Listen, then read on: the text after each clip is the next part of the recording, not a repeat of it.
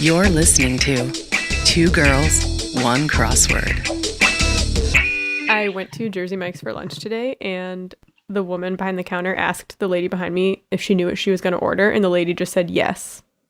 And I want to be like, well, good for you, but what is it? Yeah, I cannot work with customers.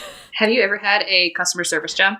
No, because in high school, when a lot of my friends worked retail, I would babysit. And then in college, I got an internship in corporate America. So I kind of skipped over that.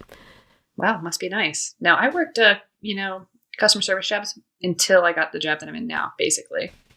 I mean, well, except film, when I was working in film. But that is a version of customer service. Just whatever. Everybody's got weird personalities. I used to work at a movie theater. That was miserable. Truly miserable. Could you hook me up with some movie posters? If I had worked there, yes. If I'm still working there, then yeah, I could have, but I'm not, so I can't. I could have hooked you up with really big bags of old stale popcorn. Because sometimes if they know that they're going to have like a crazy day, they pop a crap ton of popcorn ahead of time, shove it in like a back closet, and then bring it out to deal with the rushes. So that was a thing we did. And then I worked at a place called Boscov's, which is like a department store on the East Coast in the tri-state area of New Jersey, Philly. You worked in women's intimates? I didn't. Initially I worked at the candy counter because it was like an old school department store. They had a candy counter. It was like in the 50s? Truly. How old are you? I'm 75. Okay. Is it possible? Whatever, it doesn't matter. And then I worked in juniors, and I worked in this place called the Auditorium. Okay. And the Auditorium, you may wonder, what the hell is it? So it used to be an actual auditorium where they would have fashion shows and, beauty contests and whatever back in the day, back in the 50s when I was a young girl. But then as times changed, so did the auditorium. The auditorium was the place where things went to die. So things that never sold ever would get marked down to shit, and they would be put in the auditorium. And people, first of all, are crazy when they come into department stores. Second of all, the type of people that shopped in the auditorium specifically were crazier than the average crazy shopper. They tried to literally haggle with me, tried to trade drugs for various things in the auditorium. And I was 16 at the time, and I was traumatized from that experience. So I have no idea what you're talking about, but this is Two Girls, One Crossword, and we're the Good Evening Girls. This is your favorite weekly Podword Crosscast. My name's Chelsea. I'm Grace Topinka. I'm putting my last name here, whether you like it or not. Fine, I'm Chelsea Rowan. I hate saying my full name. Is that something that nobody else cares about? You should say you're Chelsea Topinka. We're sisters. Oh my god. Sisters as of today. Yeah, we're Grace and Chelsea Topinka, and it's our podcast. Thanks for joining. So, sister.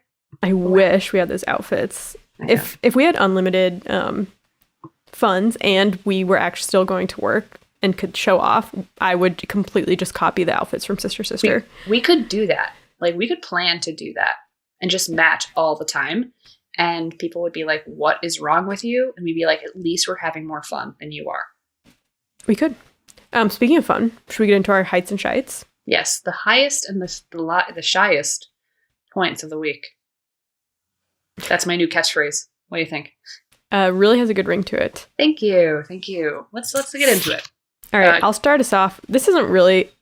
I have two shits. They're not really about the clue itself, but I don't know. This one's kind of gross to me. The USA Today crossword on January 13th by Zaushine Bernikel.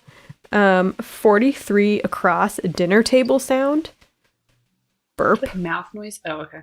You don't like burps. No. I mean, I don't mind burps if you're drinking a lot of soda and we're outside, but while eating dinner, unless it's you guys are drunk and eating hot dogs, even then, I don't know. It just... I feel like I burped once around you and you're like, you're disgusting. I don't like when people burp in my face and I can smell it. I mean, I do not blame you. That is disgusting. Yeah, you can burp in the opposite direction, but I feel like people, eat hot dogs and then burp by me. I'm obsessed with hot dogs today. And then another thing that I just thought was kind of interesting, really has nothing to do with the clue, but the Wednesday, January 13th New Yorker by Elizabeth C. Gorski. 47 down, Kaylee, who played Penny on The Big Bang Theory. And it's Kaylee Kuko? Or Kuoko? Kuko, or whatever her name is. It's not Kuzo. It's I think I Kuoko just tried to do that puzzle and I put like I spelled it Cuoso, but I guess it's wrong because I didn't finish the puzzle before we started recording. So, well, I just think it's an interesting piece of trivia that Penny, who is one of the main characters in The Big Bang Theory, who's been on it, I think she was on the entire series run. Her character does not have a last name because whatever, the guy who makes all those hates women. So. Gotta love it. Mm-hmm. You heard it here first. Chuck Lorre. Right. I don't like that show. No. And it's like one of the most popular shows in the country.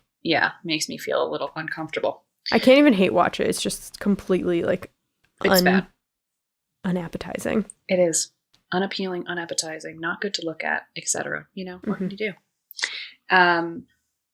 Grace and I found this week that there's a guy named Matt Gritzmacher, and he actually does a daily crossword newsletter. So I just want to give a shout out to Matt.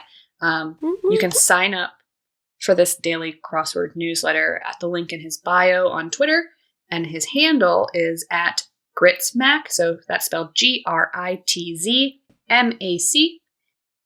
We will link it in the description of this episode. We will. It's amazing. Like every day you get an email listing all of the various puzzles that were released for that day, and it tells you whether it's a subscription or if you can do the puzzle for free, which is really cool. And I just want to say thank you to Matt for what he does, because now that I have the newsletter coming in, I find it much easier to find a puzzle to do, because sometimes I'm like, what do I want to do? What do I want to do? And I don't always want to do the New York Times. And he makes the decision for you.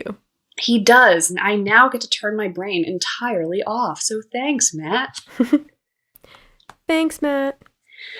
Speaking of the New Yorker, I did the Friday New Yorker, Winaloo, and I want to say that I loved the opener of this puzzle. Won across, first Asian American woman to win a Golden Globe for lead actress in a film, and the answer is Awkwafina for her role in The Farewell, directed by Lulu Wang. I still need to see that. I still need to see it as well. It looks amazing. It's essentially, the plot is Awkwafina's grandmother is dying, but she doesn't speak English, and it's the family's decision whether or not they tell her what's going on. And yeah, that's it. We've never seen it, so we can't say more about it. That's it. That's all. But Awkwafina also has, her name is spelled really like in a fun way, so she's good crossword fill. She really is. It's like awkward, but Awkwafina. Fina, yeah. So that's fun. Also in that puzzle, 12 across, metaphorical realm for creepily lifelike simulations like Real Dolls and the Cats in 2019 Cats. The answer is Uncanny Valley. Uncanny Valley, which I almost picked as my topic today, but I passed on it. It's kind of hard to do, I think, without the visuals. It is hard. It's rock hard. It's so hard. Speaking of hard, 55 across, good places to get pushed on the playground. The swings. Swing set. Very nice. I don't know. Oh, I see. I'm already thinking swing pushing, not like getting bullied. What else you got for me? Well, back to the New Yorker by Elizabeth Gorski. C. Gorski, sorry. I liked the opener for that one. One across, dollar stores, question mark. Go ahead. Tip jars. Yeah. I just thought that was fun. I always love a good pun. And then, let's see, there was one New York Times that I really liked this week. It was Tuesdays on January 12th by Ross Trudeau, who we know and love. Let's see. I have a bunch from that one. 22 across, Queen's Realm, question mark. Ant colony. Oh, right. 3 down, paper you take to go on a trip, question mark. Oh, LSD tab. Yes. That freaked. We had it like a little bit filled in, and we kept putting we're like ID tag doesn't fit, luggage like bag tag doesn't fit. I don't get what this is. That's what he wanted you to think. I know, he got me. I thought the theme was overall pretty fun. The revealer was 37 across, adage on the impermanence of suffering, or a hint to these 4 other clues, and it was this too shall pass, which was like the full across answer, but then all of the related clues were things that could be passed. So, for example, 18 across, hard deposit in a bladder, kidney stone. 61 across, jiffy, brief moment. Moments can pass. Mm-hmm. Yeah, I enjoyed that one. It was good. It was a good one. It Speaking was of fun. New York Times ones that I really liked the Thursday, January 14th by Amy Lucido and Ella Dershowitz. Did you do this one? I think I did part of it. This had a really fun theme. Basically, there were circle letters interspersed throughout the grid that spelled out the word bottle. And when you used those letters with the revealer, which was 38 across, classic party game, or a hint to solving the answers that intersect circles, the answer was spin the bottle. Mm-hmm. So basically, the circled letters that spell the word bottle, like you could, quote, spin the bottle, it's hard to, clockwise or whatever. It's kind of hard to explain, but by spinning the letters within those circles, it affects the answers of some clues. So just to give you an example, 18 across, the answer could either be, the answer was gator, and 7 down would have been lutes. But if you spinned the bottle, then it would be Gabor or lutes. And so one of those was a ghost answer, depending on how you spun the bottle. I like when they do that, when it's like 2 different clues could have 2 different answers depending on which one you choose. Exactly. So I really like that. And it felt a bit complicated to solve if you're kind of new to crosswords.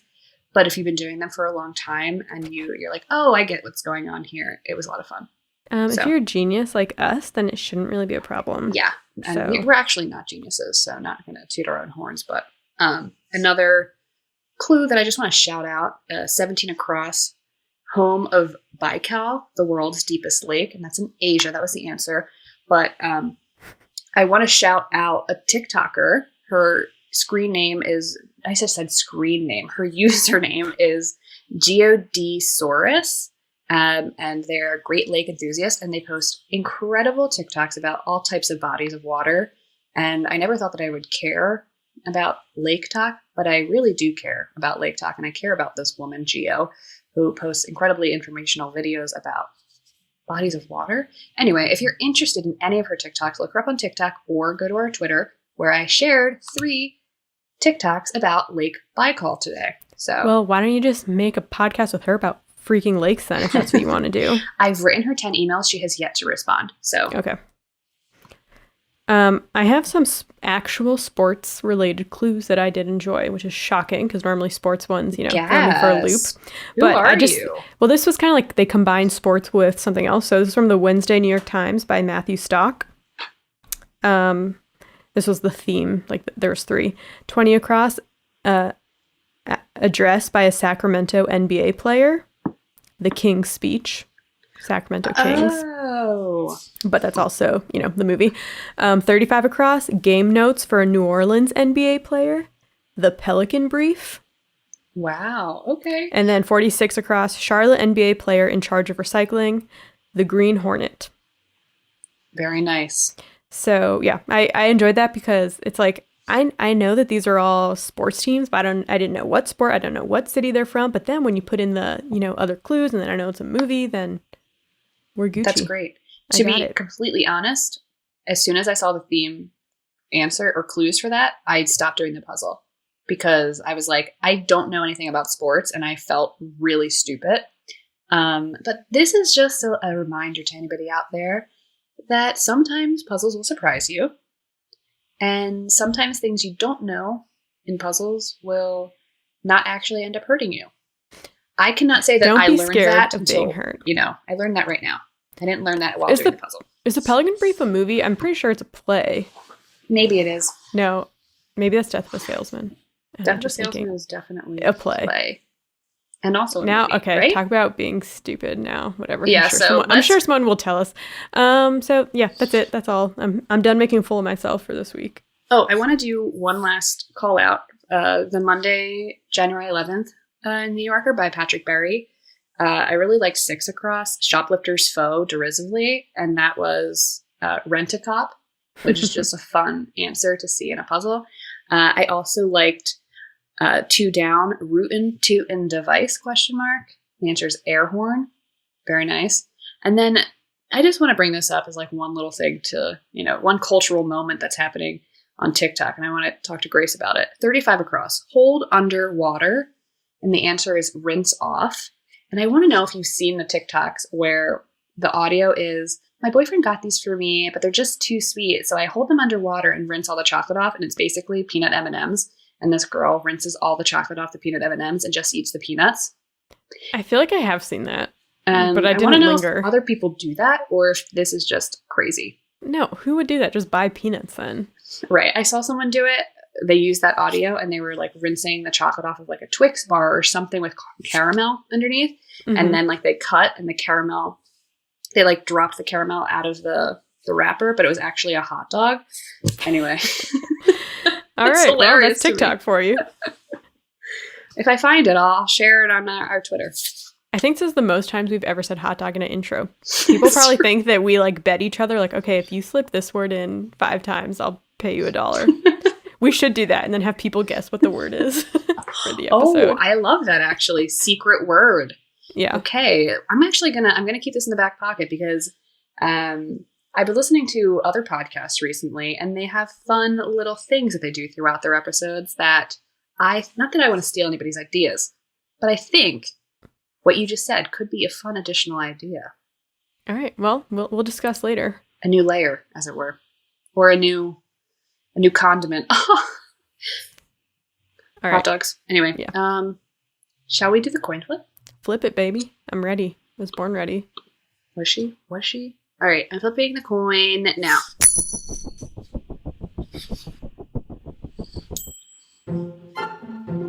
Heads.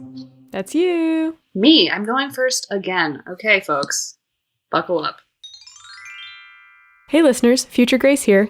We're going to get back to our topics in just a minute, but I wanted to share the very exciting news that Chelsea and I will be on Fill Me In's podcast this Tuesday, January 19th. If you don't know Fill Me In, they're the other crossword podcast duo, and they are much fancier and more put together than us, but they did graciously invite us to join them on one of their episodes. So you can find Fill Me In on Apple Podcast and Spotify, and make sure to follow us on Twitter for more information. Okay, back to your regularly scheduled programming. My topic comes from the Monday, January 11th New Yorker by Patrick Berry. 36 down. Solver of the Sphinx's riddle. Ooh. And the answer is Oedipus. Nice. So we're going to be talking about Oedipus, like the character, Oedipus Rex. And I'm also going to be talking about the Oedipus complex. So if you're interested in that, stick around. Yeah. Have you read any of the Oedipus stories? I think I did read them in college, freshman year, but I don't remember. But I do know that a joke my sister and I used to make all the time is, every time we call somewhere, we always have to spell out our last name, Topinka, because people don't know how to spell it. And so we always thought it would be funny if we spelled it with all words that had silent letters. So T as in tsunami, O as in Oedipus, P as in photograph, etc. Very nice. I like that joke. Thank you. That's great. Mm-hmm. I have read all of the Oedipus stories, and I really like them, actually. I went through a hyperfixation maybe 3 years ago where I was obsessed with finding all the best translations for all the classic, dramas, etc. And Oedipus is one of them. Things that don't surprise me. They don't surprise me either, in retrospect. At the time, I was like, why do I care so much? But I cared a lot. And I sent lots of emails to lots of independent booksellers looking for specific translations. Anyway, I was a mess 3 years ago. Anyway, let's get into it. If you don't know who Oedipus is a character in a Sophocles play called Oedipus Rex. The play is Oedipus Rex, which stands for Oedipus the King, basically. That's what it translates to. We're going to talk first about Sophocles. There's not much known about this guy, so we're going to be real quick about talking about him. He was born circa 496 CE in Colonus, near Athens, Greece, and he died in 406 CE in Athens. So, didn't move around a lot. Can't really blame him back in the day. He's considered one of Athens' greatest tragic playwrights and is probably best known for his Oedipus stories, of which there are 3. And so his father was super wealthy. He was like a wealthy manufacturer or whatever. So Sophocles had a genuinely good life, very Trust fund kid. Trust fund kid, exactly. So if you're wondering why he was able to write these stories, it's because he came from a wealthy family. If he had been born poor, we might not have Oedipus, which means Freud might not have given us the Oedipus complex. So just stick a feather in your hat, okay? I don't know if that has any relevance, but yeah, I don't know. I'm really good at idioms. So yeah, like I said, not many details are known about his life. So I'm just going to talk a little bit about things that Sophocles did, right? So he wrote a lot of plays. He wrote over 123 dramas, and he wrote them for various dramatic festivals, the first of which he entered in 468, and he won, so good for him. And some of these dramas had innovations in them, right?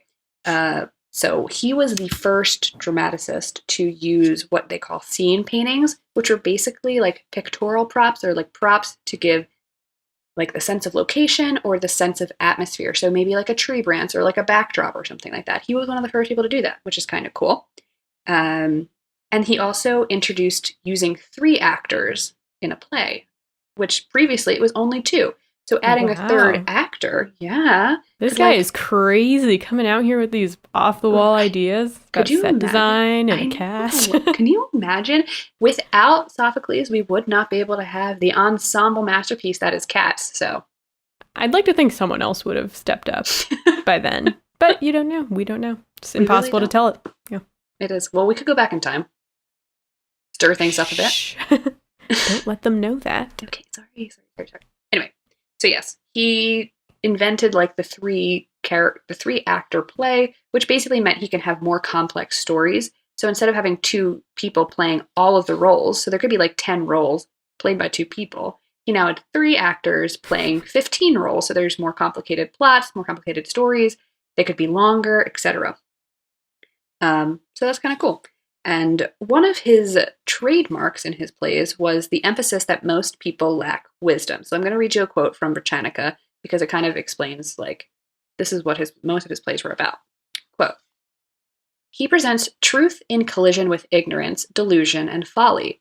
Many scenes dramatize flaws or failure in thinking, so deceptive reports and rumors, false optimism, hasty judgment, madness. The chief character does something involving grave error. This affects others, each of whom reacts in their own way, thereby causing the chief agent to take another step towards ruin, his own and that of others as well." We'll see a lot of this in the Oedipus plays. People are dumb. People are really, really dumb. RLY, dumb. Got it. Sadly, only 7 of Sophocles' 123 plays survive in their entirety. Only 7. Wow. What happened? He had a fire or something? Who knows, man? Someone took him and threw him in the ocean. They're like, I hate the 3-actor plays. Go back to 2 actors. People are very resistant to change. Yeah. Mock-Fleas. I'm on fire today, folks. I'm on fire. So yeah, we're going to talk about the Oedipus plays. Okay. They are also known as the Theban plays, as these 3 plays refer to the character of Oedipus in one way or another. So there are 3 total Theban plays: Oedipus Rex, Oedipus at Colonus, and Antigone. And all concern the fate of the city Thebes during King Oedipus's reign or directly after. And they aren't a proper trilogy in that, like, he wrote them as a trilogy and wrote like a continuous chronological story. So it's not like Lord of the Rings? It's not like Lord of the Rings. So yeah, he wrote each of the plays years apart for different dramatic festivals and just happened to also keep them in the same universe, with the same characters. The first to do it? Who knows? Very cool. Let's talk about Oedipus Rex, the first in the quote-unquote trilogy. We'll start first with what happens before the play even begins. Okay, so Oedipus lives in Corinth, and he decides to flee his home because he hears a prophecy that he will kill his father and marry his mother. And he's like, absolutely not. I'm like leaving mom and dad behind. I'm not going to stick around for this messy bullshit. I don't blame him. So he shows up to Thebes, which is a city, right? And there's a sphinx guarding the gate of Thebes. And he, in order to like open the gate and not be eaten by the sphinx, he has to answer a riddle, which he does. And as a reward, he becomes king because he marries the queen of Thebes. Her name is Jocasta. Cool. So that is what happens before the play. Then the play begins. He is now King Oedipus. Wait, how do we know that that's what happens before the play? It all happens within dialogue. Oh, okay. I see. Or like the chorus does like some kind of like explainy thing at the very beginning. Exposition. It's been like 3 years since I read tell. it. I know. Sophocles, he might have invented like the landscape, but he really needs to work on his form. So yeah. I'm just going to buckle up, folks. This is going to be a bumpy ride, okay? This is going to be like watching like your favorite soap opera. All right, Things are about to get messy with the Oedipus family. So he's King Oedipus, okay? He's the beloved ruler of Thebes, but Thebes is currently experiencing a plague, so Oedipus sends his brother Creon to visit none other than the Oracle of Delphi to figure out what the hell they should do. And we know her. We know her. She's doing great. She's helping the king of Thebes. The Oracle of Delphi, we talk about her in the episode called See What You've Done, episode 71. Check it out. So Creon goes, chats up the Oracle of Delphi. He comes back to Thebes and says, the plague is the result of not convicting the previous king's murderer. So the king before Oedipus had been murdered, and nobody found the murderer, and nobody had convicted him. And so the gods were like, plague Thebes. And so there was a plague in Thebes. Naturally. And of course, Oedipus is like, I'm a righteous king, and I'm going to catch this murderer, because once I catch this murderer, then the plague will go away. So he summons this seer. It's a famous seer, and his name is Tiresias, okay? And Tiresias refuses to tell Oedipus anything. Oedipus is like, do you know who killed the previous king? And the seer's like, I'm not telling you anything. And so Oedipus is like, you're not telling me anything because you killed the king. And Tiresias is like, okay, hold on, back up. I'm not telling you what I know because you killed the king. So he accuses Oedipus of having killed the king. So what's the truth here? Okay, who's telling the truth and who is lying? And so Oedipus is obviously very pissed. He's like, I didn't kill the king. I'm not from Thebes. I'm from Corinth. Like, I couldn't have done that. And so his wife, Jocasta, is like, babe, don't worry. Don't listen to the seer. He has no idea what he's talking about. You can't trust prophecies, and you can't trust oracles or seers, because I personally have an experience where a seer or like an oracle told me that that my son would kill his father, and it didn't happen. It didn't come true. So like, you don't have to listen to everything that you hear, okay? And so Oedipus is like, thanks, hun. But by this point, he has like the worm in his head. It's like going round and round, and it's getting bigger, okay? Because he's thinking of the former king's death and an experience he had many, many years ago before coming to Thebes. Many, many years ago, Oedipus was questioning his parentage in Corinth, right? And he was like, I don't know if mommy and daddy are actually my mommy and daddy. So he also travels to the Oracle of Delphi, and he's like, hey, are my mommy and daddy my mommy and daddy? And the oracle's like, I'm not telling you anything about that. But what I am going to tell you is that you're going to kill your dad one day, and you're going to bang your mom. These oracles aren't that helpful. They're not helpful at all. In fact, they lead people astray, which we learn about. You can't trust everything an oracle says. Episode 71. Anyway, so Oedipus is like, I didn't come here for that nonsense, but that's the nonsense that I got. And so I'm never going back to Corinth. Like, I'm not going to go back to Corinth, and I'm not going to bang my mom, and I'm not going to kill my dad. So that's why he leaves Corinth and goes to Thebes, meets Jocasta, marries her, etc., right? But while he's traveling, before he arrives to Thebes, he comes to a crossroads, and at the crossroads, a carriage comes by and nearly runs him off the road. He argues with the travelers at this crossroads. Things kind of get heated, and eventually he kills them all. He's like, peace, bye. And then he goes to Thebes, marries the queen, so on and so forth. Boom, done deli. But before he can think about this any longer, a messenger shows up and tells Oedipus that his father in Corinth has died. And so Oedipus is like, thank God, because I thought I was going to murder him. So it can't happen. But then the messenger's like, but wait, there's more. By the way, your mom also wants me to tell you that you're adopted. So he finds out that his parents in Corinth are not actually his parents in Corinth. So it's possible that he could still kill his dad and bang his mom. What's it going to be, buddy? What's it going to be? Okay. And so then... I think I know where this is going. I think you know where this is going. So Jocasta is like, holy shit. And she remembers having a baby boy and getting rid of him because the oracle told her that he would one day kill her husband and bang her. She's like, not going to happen. Turns out, she realizes the truth first. And she realizes that her current husband is also her son. So she tries to get Oedipus to stop the investigation of the murder because Oedipus doesn't know yet, right? But he will not let it go. He's calling in witnesses and he's like, who was there when the previous king was killed? Who was there? Who was there? This herdsman shows up and he reveals the truth to Oedipus and like says that it was the previous king was the man he killed at the crossroads. And like Oedipus realizes that Jocasta heard a similar prophecy to his. The whole thing is really messy, right? So Jocasta is like completely, devastated. She goes and kills herself. And then Oedipus gouges out his eyes and goes into exile because nobody wants, him as king anymore because he killed the previous king and he, sleeping with his mom. Isn't she a lot older than him? Right. I guess, I don't know. People probably been kids there when they were like 13. Exactly. Right. And so the end of the play is him going into exile and his brother Creon becoming king. All right. Well. Right. There you have it. Right. And so I'll be a little bit more brief with the other two plays because, it's Oedipus Rex where we talk about the Sphinx, right? In Oedipus at Colonus, this is play number 2. He is like an old blind guy. He goes to Colonus and he has this feeling that if the king of Athens lets him stay in Colonus, he will be able to bless the lands and bring a lot of prosperity to Athens. But the problem is Thebes, the place where he was, banging his mom, is having lots of problems. So his brother comes and he's like, please help us. Like, if you die in Thebes, then you'll give blessings to Thebes and all of our problems will be better. And Oedipus is like, no, you guys had your chance. I'm staying here.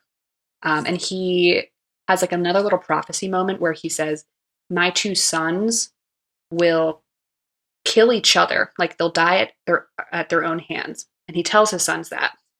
And they're like, Dad, you're crazy. And his 2 daughters are there with him when he dies, as is the king of Athens. And then Athens gets all the prosperity. He gets all of the blessings from Oedipus, and Thebes gets a curse because Oedipus is pissed that he had to go into exile. That's basically Oedipus at Colonus, without going too far into detail. And then the last play is Antigone, which Antigone is the name of one of Oedipus's daughters. So Antigone comes back to Thebes. Things are a shit show in Thebes. Okay, Creon, Oedipus's brother, is still ruling. They've been attacked a bunch of times. One of Oedipus's sons betrayed Thebes and fought with the enemy army, and the other stayed on Thebes' side. And so Creon is like, we're only going to bury the loyal brother and give him all the honors of, a funeral. And the other brother, we're just going to leave out for the vultures, right? And Antigone is like, no, we need to bury both of my brothers. We need to bury both of my brothers. And the king is like, F that, no way. And so Antigone's like, okay, then I'm going to bury him in secret. But Creon finds out and he's like, now that you went against the king's word, I'm going to kill you and your sister, Ismene. And so both Antigone and Ismene are facing a life sentence of death, quick death. Antigone's betrothed, which is also Creon's son. I'm telling you, this is a soap opera. I would love to watch this as a soap opera, right? Antigone's like husband to be is like, okay, Dad, please do not kill them. I have a really bad feeling about this. Also, I love Antigone. Like, don't do this. And even though she's my cousin, I still want to marry her. It's really messy. So Creon's like, okay, son, I'm hearing you. I won't kill Ismene. She didn't do anything wrong, but I will still kill Antigone. I'm going to lock her in a tomb and she'll die of starvation. And so his son is like, not good enough. I'm never coming back. I'm leaving the city. I hate you. As the son leaves, Creon realizes, okay, no, you know what? I'm reconsidering. This is a bad idea.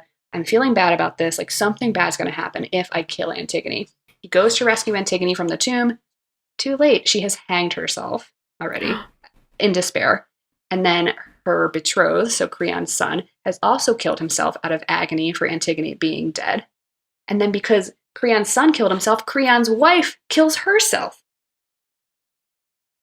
And so the play ends with a somber warning from the chorus that pride will be punished by the blows of fate.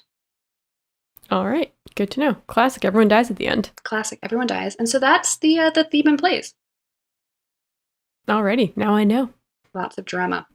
So how does this give us the Oedipus complex? What's the Oedipus complex? So you want to sleep with your parents or something? I think it gets oversimplified to that, and it's much worse than that. And also, I hate, just reading about the Oedipus complex just makes me really critical of Freud, as I think most people should be. But we've all heard the phrase, Oedipus complex. And now we know, where the name come from. It's because, Oedipus banged his mom unwittingly, right? Mm-hmm. But the actual complex has very little, actually nothing to do with Sophocles.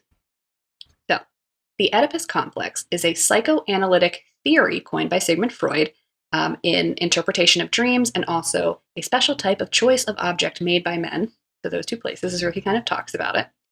And just to briefly explain what it is, Freud used the term to refer to a child's unconscious sexual desire for the opposite sex parent and hatred for the same sex parent. He believed that the Oedipus complex, this sexual desire in boys and girls, kind of manifested in different ways depending on if you were a boy or if you were a girl. So for boys, the complex manifested in a fear of castration, and for girls, it manifested in a penis envy. So he thought all girls were envious of the male genitalia, whatever.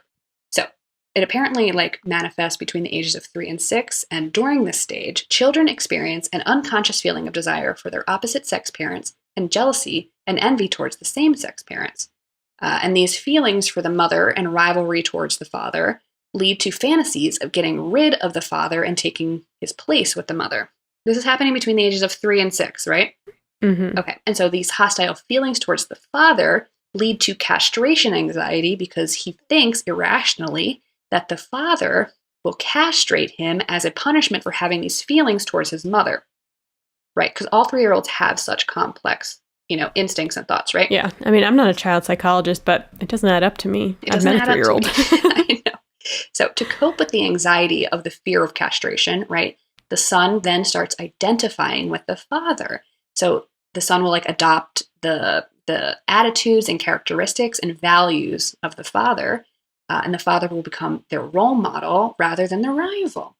And through this identification with their supposed aggressor, boys acquire the superego and the male sex role. The boy substitutes his desire for his mom with other girls. So, criticisms. Very little empirical evidence to say, yes, this is true. Truly, very little empirical evidence. A quote from simplypsychology.com, quote, according to Horney and Thompson, I know, what a name for such a topic. Rather than girls wanting a penis, what they really envy is males' superior social status. Freud assumed that the Oedipus complex is a universal phenomenon, but Malinowski, studies of the Trobriand Islanders showed that where the father is the mother's lover but not the son's disciplinarian, the father-son relationship was very good. So that's one thing. Additionally, the major criticism for this theory is that, the Oedipus complex is based almost entirely on a singular case study of a singular boy. This little boy is known as Little Hans. And this is just, it's a little bit longer of a section that I'm doing here, but I gotta get into this. Okay. Basically, Little Hans was this boy who once had a fear of horses. And Freud was brought in to analyze the case and figure out why he had this fear of horses and why it eventually went away. Wait, I feel like I read about this when I did the phobias. You might have. I don't know, man. It's friggin' weird. Apparently Hans developed this fear of horses around age 3 because at that age he had started developing an interest in what, this article called whittlers, which is basically male genitalia, his own, other men's, seeing it on animals, whatever. And so his mother hated this and would threaten to castrate him if he didn't stop playing with his own, genitalia and stop talking about other genitalia when he saw it. And so Hans' fears of horses worsened after his mother said that she would castrate him if he didn't stop playing. And he was even reluctant to go out and look at a horse, right?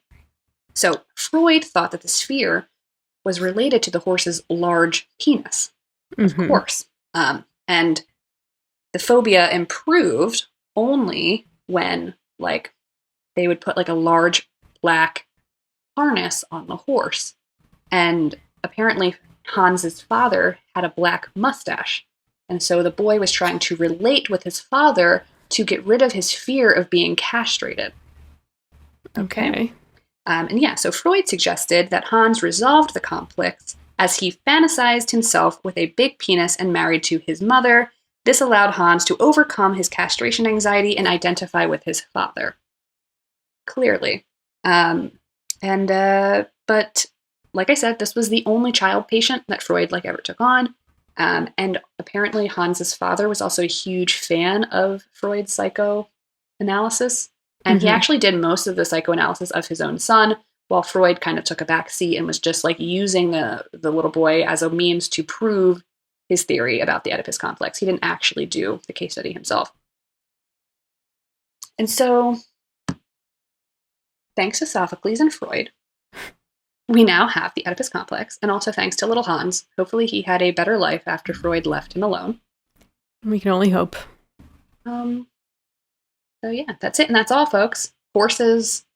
What a ride. We started off with talking about, college English classes, and then right into horse wieners, Yeah. Sometimes it happens like that.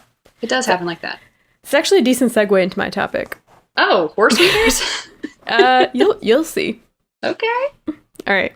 My topic comes from the Sunday, January 10th Washington Post by Evan Bernholz, and it is a 55 down drug that NASA gave to dolphins in the 1960s in an attempt to communicate with them. Oh, God, LSD.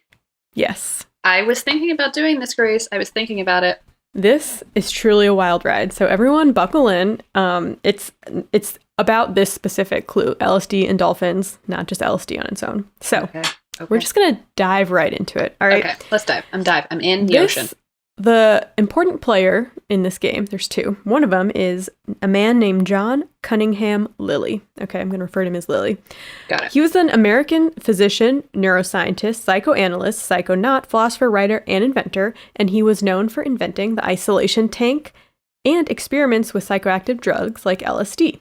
And he used both of these to try to communicate with dolphins. But let's see what brought him there in the first place. So he was born in 1915 in our very own St. Paul, Minnesota, which is in the Midwest, so I'll claim it. And he was basically a child genius growing up. All of his teachers encouraged him to pursue science. He always did really well in school. So he ended up getting a bachelor's of science at Caltech, and then he enrolled in medical school at Dartmouth. But after 2 years of medical school at Dartmouth, he decided he wanted to focus more on medical research than on being a therapeutic medical doctor. So then he transferred to UPenn, where he earned a medical degree in 1942. So yeah, this guy was a smarty. Smarty pants. Shortly after medical school, Lilly came across a beached pilot whale on the beaches of, I forget where he was, but anyways, he was shocked by, on a beach somewhere. He was shocked by the size of the animal's brain. Pilot whales are big, okay? And this was a time in science where people were big brains means really intelligent. People were obsessed with brain size. Okay, wait. Sorry. Does this mean that he found the pilot whale and then he cut the brain out? No, it was probably decomposed, I'm guessing. Okay, got it. And he probably just saw how big his head was. This was before SeaWorld and stuff, right? So people weren't seeing, these types of animals up close. Right. So Lilly became obsessed. Him and his wife at the time, Mary, would charter sailboats around the Caribbean looking for dolphins and other big-brained marine mammals to observe them and study them. Big-brained babies. Oh, yeah. Exactly. But this was out in the wild, in the out on a sailboat in the Caribbean voyage of the Don Mimi, if anyone knows that. Shout out to Ben Affleck. Okay. Did you have to watch that at school? Nothing. He was empty. It was this weird TV series about a sailboat, and Ben Affleck is in it as a kid. So back to Lilly. he came across Marine Studios in Miami, Florida. Shout out to my hometown. And this was the first place to keep bottlenose dolphins in captivity, at least in the US, I think. And a lot of these dolphins, you may know them because they were actually actors in the show Flipper. Oh, okay. Yeah. So at this point, dolphins weren't really known for like their lovable, playful nature like they are today. Fishermen just saw them as competition for fish, and they were kind of a nuisance to them. But Marine Studios had been teaching these dolphins tricks and putting on shows. And so like, people couldn't resist them because they were just adorable and smart and could do all these things. Mm-hmm. And John Lilly could not resist them. So them being in captivity kind of gave him the chance to study the brains using fine probes, which he had previously invented to use on monkeys. But dolphins can't be sedated because they stop breathing under sedation. So the whole process of like setting up the brain probes and, whatever, it was not fun for anyone, not for the dolphins, not for the scientists. But Lilly eventually did get the dolphins to mimic the sound of his voice back to them. They would, mimic his tones. And Lilly thought that maybe dolphins were trying to communicate with humans. So in 1961, he published his theory in a book called Man and Dolphin. Very smart guy, not that creative with book titles. Okay, so get this. This book not only speculated that dolphins could learn English, but it went on to say that humans should teach them English to a point where they could eventually have a Cetacean chair at the UN and weigh in on world affairs. Oh my That's God. what the book said. I feel like he might have lost a screw somewhere. Yeah, this is like his normal time. This was also the 60s. People were wild back then. All right, so this book was a bestseller, and it caught the attention of some scientists at SETI, aka the Search for Extraterrestrial Intelligence. And we talked about this back in the day, episode 24, Unidentified Flying Objects. So SETI was a group of scientists who were hoping to communicate with aliens using a radio telescope in West Virginia. Frank Drake was the founder, and he saw parallels between trying to talk to aliens and communicating with dolphins. Naturally. Quote, this is a quote from Frank, quote, because we both wanted to understand as much as we could about the challenges of communicating with other intelligent species. So Frank introduced Lilly to Carl Sagan. Okay. He's involved in this. Okay. And together they helped Lilly get funding from NASA to do more research on dolphins. Dude, what? Mm-hmm. So Lilly opened up like a kind of secret lab on the Caribbean island of St. Thomas in 1963. And he brought over 3 dolphins from the marina in Miami. Their names were Pamela, Sissy, and Peter. Pamela was shy and fearful. Sissy was the biggest one. She was pushy and loud. She was like the leader of the dolphin group. Got it. And then Peter was the young, pubescent teen boy dolphin. Very good. So this research lab was nothing like you've ever seen before. They basically thought that if dolphins were around humans enough, like doing everyday things, like going to the bathroom and, eating meals, whatever, they would eventually learn English. So they waterproofed a house and they filled it with pools of water so that it was a hybrid of like a dolphin tank and a laboratory. And they called it the Dolphin House. Oh my God, how is this real? Yeah. All right. So it wasn't long before things started to get weird. But first we have to introduce someone else. Her name is Margaret Ho Lovett. So Lovett joined the crew a few months after they had opened. She was a college dropout. She had no experience in animal research or science, but she was a huge animal lover. Gregory Bateson, who was the lab director, he noticed that she was really like good with animals and really great at observing like animal cues and language. So he let her join the team. Apparently in the 60s, who cared about school? You could just show walk up at in NASA at Dolphin like, House. Hey. Yeah. So Bateson was more focused. He was kind of more buttoned up. He was more focused on studying the communication between the dolphins. But Lovett pursued John Lilly's dream of teaching the dolphins English. Okay. And Someone's first of all, got to do it. a lot of people are like, there's a huge problem with this. Like, they should have just been focused on dolphin communication with each other, trying to teach the dolphin English. But anyways, Lovett chose Peter, the young male dolphin, as her subject because he had had less interaction with humans than Sissy and Pamela. Because Sissy and Pamela had been, working on the set of Flipper, doing lots of tricks and stuff. So sure. Peter was younger. And Lovett worked long hours. She would like toil away all day and then pack up and go home. But it wasn't enough. Okay, she was completely enamored by the thought of Peter's big old dolphin brain floating around in the dolphin house all night, and she needed to move in and be with him 24/7 to really build a connection with him. So she did. They did construction on the dolphin house to give Lovett and Peter like a nice little apartment. So her bed was on an elevator platform in the middle of the room, and she did paperwork on a desk suspended from the ceiling. She was there 6 days a week, and on the 7th day, Peter would return to the pool with the other 2 dolphins in the lab. And these are Peter. These are some quotes from Lovett on her lessons with Peter. One of her repeated lessons was trying to teach him how to say, "Hello, Margaret," to greet her. She says, quote, "M was very difficult. I worked on the M sound, and he eventually rolled over to bubble it through the water. That M, he worked on so hard." Quote, when we had nothing to do was when we did the most. He was very, very interested in my anatomy. If I was sitting here and my legs were in the water, he would come up and look at the back of my knee for a long time. He wanted to know how that thing worked, and I was so charmed by it. This is freaking me out. Yeah. Lovett wasn't the only one who was charmed, all right? You may already know that dolphins have a very high sex drive, high libidos. Oh. And Peter, our young teen dolphin, was very horny. So they used to like put him with the other dolphins once a week, to get out his things. But this is proving to be cumbersome, okay? Because dolphins are annoying to move. They're huge and they're heavy and they're slippery and you can't sedate them. And it just, it was taking time off of Margaret's, lessons with him. It was just becoming way too much work. Oh my God. So Lovett was like, I'm spending all this time moving this dang dolphin around the place and his boners keep like disrupting my lessons. So you know what? I'm just going to take care of it myself. Yeah. No, I knew it was going here and I didn't want it to. I really didn't want it to, and I knew it. Why do we have to have like weird sex topics this week? Okay. To be fair, it was just like an HJ situation. But according to Lovett, I allowed that. I wasn't uncomfortable with it as long as it wasn't rough. It would just become a part of what was going on, like an itch. Just get rid of it, scratch it, and move on. And that's how it seemed to work out. It wasn't private. People could observe it. Another quote. Peter was right there, and he knew that I was right there. It wasn't sexual on my part. Sensuous, perhaps.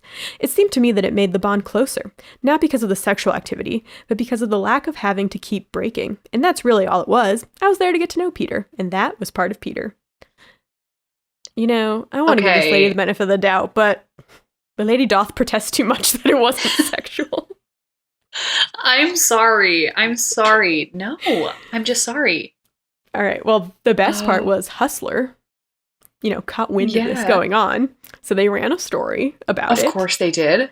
And which raised some eyebrows, to say the least. And the study started losing, some credibility here. Yeah, So what did John Lilly do? He's like, guys, we need to tone it down. Like, people are looking at us and we need to, button things up a little bit. Just kidding. That's not what he did at all. He was like, let's give LSD to these dolphins. So John Lilly was in Hollywood partying with Ivan Tors, who is the producer of Flipper. He doesn't seem like the type to party. I'm sorry. It was the 60s, okay? So Ivan's wife was the one who introduced him to LSD. And Lilly was like, holy crap, this is amazing. And he became one of the few neuroscientists to be licensed to do research on LSD in the 1960s. So, naturally, he started to give LSD to the dolphins. These poor fucking dolphins. Yeah, but it seemed to have almost no effect on them. And he was like kind of pissed about it. But Lovett begged Lilly not to give Peter LSD. She was like, please, he does not want that. And Lilly did oblige. But he started becoming like less interested in Lovett's English lessons with Peter because he was just like focused on the LSD at this point. That's all he cared about. He was like, I don't care about teaching them English anymore, whatever. So eventually, things got so out of hand. We had like Lovett giving Peter, jingling his jangles upstairs. And then we had Pamela and Sissy downstairs, like rolling on LSD, being like, dude, I'm looking at my fin and it's like inside out. And so Gregory Bateson, who was like the lab director, quit the lab. He was like, I'm not doing this anymore. And NASA was like, yeah, no, like we're not funding this anymore. And I imagine Carl Sagan was like, hello, I'm like a serious researcher and I'm trying to get... I was wondering. He's like, I'm trying to get funds for other research, so I don't want to be associated with this anymore. So basically everything got like shut down because it was just getting way too out of hand. So John Lilly basically lost his credibility as a neuroscientist, and the dolphins were sent back to Miami to much crappier facilities than the dolphin house. I mean, how can you compare with that? You're getting sex, you're getting drugs. I mean, it's like a party over there. And this is actually kind of sad. Peter was so upset in his change in lifestyle that he committed suicide. Yeah. So dolphins, they don't breathe subconsciously. They have to choose to take a breath. So basically, he just went down to the bottom of his tank and chose not to take any more breaths. Isn't that sad? I have no words, actually. My heart has literally broken. So the real question is, like, obviously this is very icky because it's just weird. Like, bestiality is icky. But I think one of the biggest problems with bestiality is, like, animals can't really consent to that. Right. But does it matter the emotional intelligence of the animal? Could a dolphin consent? I mean, it seems like he was upset when it got taken away from him. But I also feel like people or things that experience abuse, like, are living through some sort of traumatic experience without realizing it's traumatic, and then, like, when their abuser's not around, like, they have a complicated relationship with their abuser. And I'm not saying that Peter knew or didn't know what was going on. Like, obviously, I don't know much about dolphin intelligence other than they are extremely intelligent. But, like... Well, they were saying that he was, like, rubbing up on her and, Well, he didn't have anyone else to do it with because they kept him isolated from actual dolphins. Like, I mean, my dog humps pillows because he can't hump a real human, or not human. Squeeze? A real person. Like, fuck. Freud much? A real dog. Do you know what I mean? Like, yeah. I don't know. I say that she shouldn't have done that. And I tend to agree with you. Oh my God. But she, she's written a book, like, there's documentaries on her and everything. But what you want to know what happened to her after the lab shut down? Yeah. She ended up marrying a human, the photographer who worked, like, at the research lab. So any of the pictures that you're going to see us post of her and the dolphin, her future husband took them. And they actually converted the dolphin house into a family home, and they raised their 3 daughters there. No, I'm sorry. No. She says, quote, "It was a good place. There was a good feeling in that building all the time." And I'm like, these kids, they're like, "Hey, Mom, tell us what you and Peter did in our bedroom." How did she respond to Peter's suicide? She actually, I don't know, it was kind of weird. She said that she wasn't that upset by it.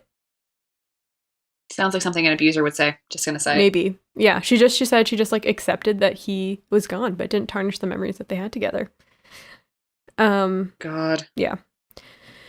Okay, wow. So that's basically the LSD dolphin experiments that happened. The one good thing that happened with all of this, I don't know if it's worth it, is that people, I mean, I think we could have come around it a different way, but basically people realized that dolphins were extremely intelligent and extremely socially and emotionally intelligent, and this led to, like, a bunch of different marine life protections being put into place. Not that helped that much because then we had SeaWorld and all that good stuff, but right. Yeah, that is one silver lining, and yeah. I got all of my information from 2 articles.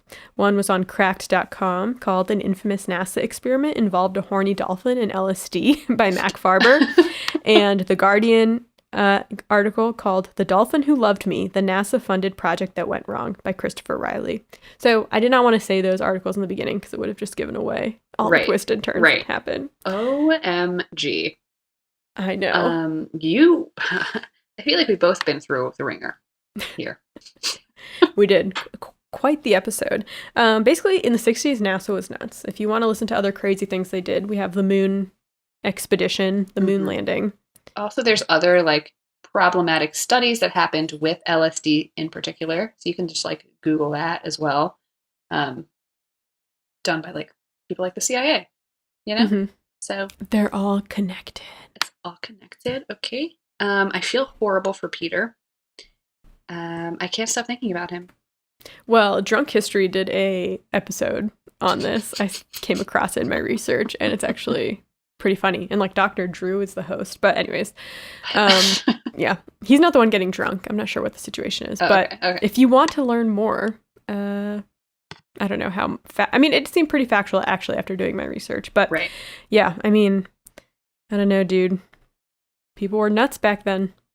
That is putting it lightly. People were nuts back in 400 CE. Well, so exactly. People are still nuts now, so it actually makes sense. If we've learned anything from horny dolphins, it's that people are nuts. One thing that I thought was funny was Frank Drake, who was like the SETI alien guy who kind of like helped fund this, he was like, well, you should do like a study where you have two dolphins in a tank, but you make it so they can't see each other, and you teach one to do like a task to get food, and see if that dolphin can communicate with the other dolphin how to do the same task, like just by talking to them, to see if they can, get the treat.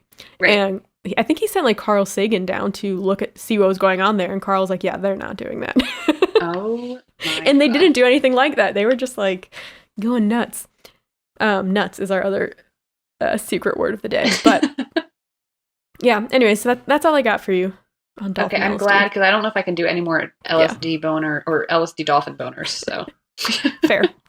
All right. Well, in thanks the meantime, for listening to that wild podcast episode. Thank you, and we're sorry. And if you want to talk to us, you can find us on Twitter at the Good Eve Girls, Or Instagram at the Good Evening Girls. or on TikTok, aka Lake Talk, at the Good Eve Girls. It's true. And until then, See you next time. It's always a joy, folks. We're the Good Evening Girls. bye-bye. Bye. Don't forget to check us out on Filmian's podcast Tuesday, January 19th. I'm sure we're not going to embarrass ourselves at all.